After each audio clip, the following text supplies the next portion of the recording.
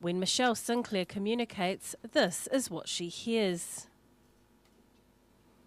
She was born with German measles and has worn hearing aids since she was 13 months old. She describes her life growing up as frustrating, not knowing whether or not she belonged in the hearing world or the deaf world. These days, she's proud to be deaf and has overcome many challenges.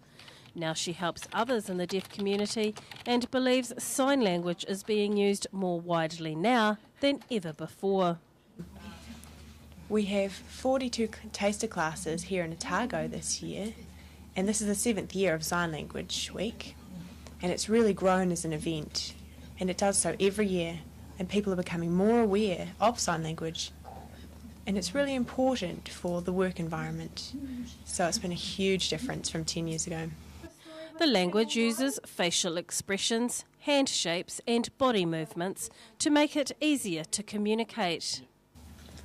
I think it's really important for me because I need to know what everybody's talking about, especially if we're talking about seminars, conferences, those sorts of things. It's important to have an interpreter there because that means that I can access it via sign language. I can understand what it's all about.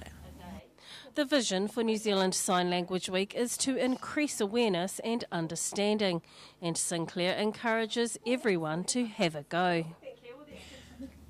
I think hearing people sometimes find it a little bit more difficult than deaf people, but we also don't always know sign when we're growing up. We have to watch and learn how people behave, and so we end up being better at watching to learn, but anyone can learn if they're confident in themselves.